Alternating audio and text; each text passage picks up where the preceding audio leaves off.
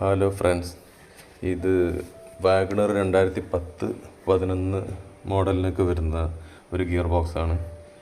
WagonR Alto ഒക്കെ ഇതിന് സീരീസിനൊക്കെ ഇത് ഈ ഒരു ടൈപ്പ് ഗിയർ ബോക്സ് വരുന്നത്.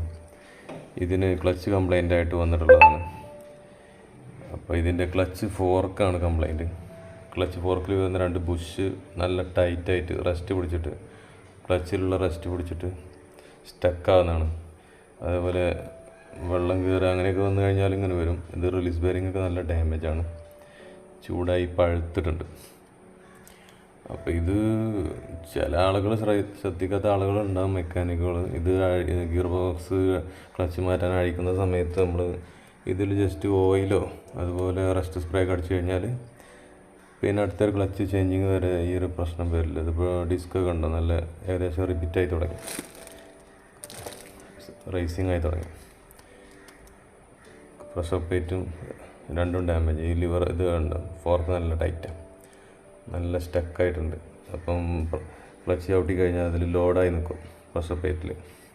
അപ്പോൾ റിലീസാവാനും താമസമാണ്, ക്ലച്ച് റേസിങ്ങിനായിരിക്കും അധികം. ഇത് നമ്മൾ ലൈറ്റ് കൊടുത്തിട്ട് നല്ല ഫ്രീ ആക്കണം.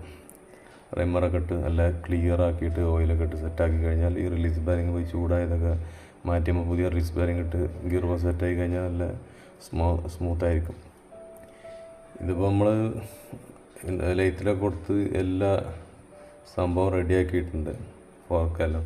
ഇതുണ്ട്, ഈ പ്രഷർ പ്ലേറ്റ് നല്ല ചൂടായി പഴുത്ത് 2 വശം ഇവിടെയൊക്കെ പഴുത്ത് കുറച്ചും കൂടെ ഓടുകയാണെങ്കിൽ ഫുള്ളൊരു ഏകദേശം ഒരു ബ്ലൂ കളർ പോലെയൊക്കെ വരും.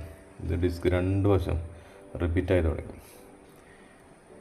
ഈ ടോപ്പ് ഗിയറിൻ്റെ ഈ ഭാഗമാണെങ്കിലും എല്ലാം നമ്മൾ ജസ്റ്റ് ഒന്ന് ഗ്രീസൊക്കെ ഇട്ടൊന്ന് സെറ്റാക്കുകയാണെങ്കിൽ, ഓവർ ഗ്രീസ് ഇടാനും പാടില്ല, ക്ലച്ചിലേക്ക് വരും.